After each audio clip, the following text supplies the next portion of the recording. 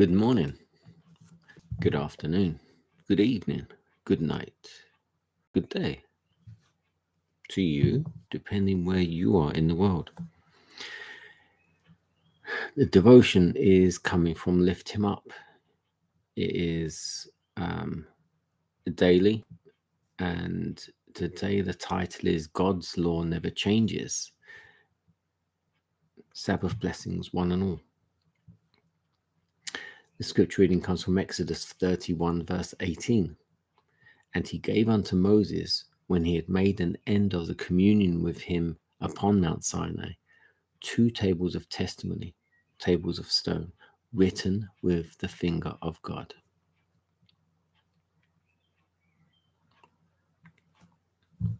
During the Christian dispensation, the great enemy of man's happiness has made the Sabbath of the 4th commandment an object of special attack.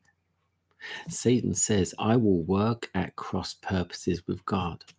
I will empower my followers to set aside God's memorial, the 7th-day Sabbath. Thus I will show the world that the day sanctified and blessed by God has been changed. That day shall not live in the minds of the people. I will obliterate the memory of it. I will place in its stead a day that does not bear the credentials of God, a day that cannot be a sign between God and his people. I will lead those who accept this day to place upon it the sanctity that God placed upon the 7th day. Through the setting up of the false Sabbath, the enemy thought to change times and laws. But has he really succeeded in changing God's law? The words of the 31st chapter of Exodus are the answer. He who is the same yesterday, today, and forever has declared of the 7th-day Sabbath. It is a sign between me and you throughout your generations. It is a sign forever. Exodus 31, 13 and 17. The changed signpost is pointing the wrong way, but God has not changed. He's still the mighty God of Israel. Behold, the nations are as a drop of a bucket and are counted as a small dust of the balance. Behold, he taketh up the isles as a very little thing. Isaiah 40, verse 15. And he is just as jealous for his law now as he was in the days of Ahab and Elijah. But how is that law disregarded? Behold, the world today is open rebellion against God. This, in truth, a froward generation filled with ingratitude, formalism, insincerity, pride, and apostasy. Men neglect the Bible and hate truth. Jesus sees his law rejected, his love despised, his ambassadors treated with indifference. He's spoken by his mercies, but these have been acknowledged. He has spoken by warnings, but these have been unheeded. These have been unacknowledged, and his warnings have been unheeded. The temple courts of the human soul have been turned into places of unholy traffic. Selfishness, pride, envy, malice are all cherished. Those who believe that word, just as it reads, are held up to ridicule. There's a growing contempt for law and order, directly traceable to a violation of the plain commands of Jehovah.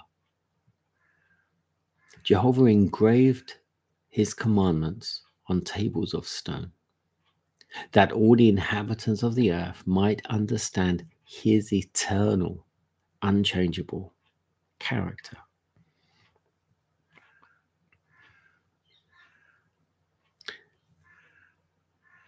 Now, obvious to me, hopefully to you, when it's engraved in tables of stone,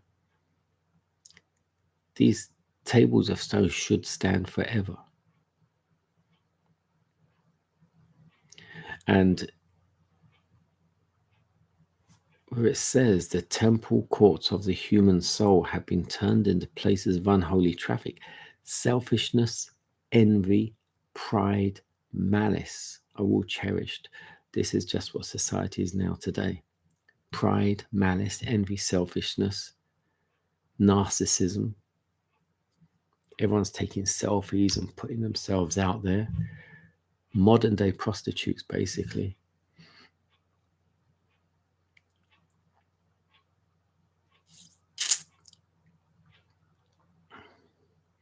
And as we read in a previous devotion,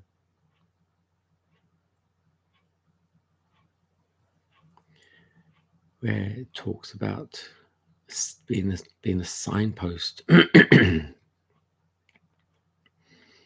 the devil changed the signpost, where it says the devil thinks the thought to change times and laws, but has he succeeded?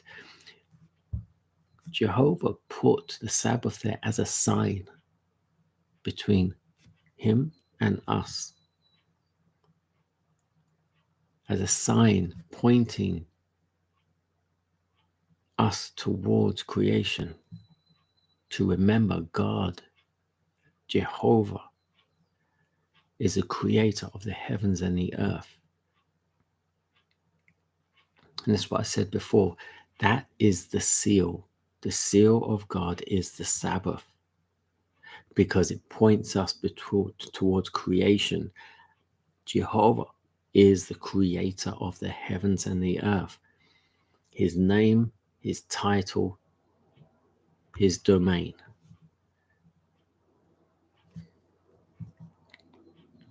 This now is Sabbath. Sabbath is right now. We're right in the midst of it. Sabbath started 8:30 last night and it ends 8:30 tonight. 24 hours.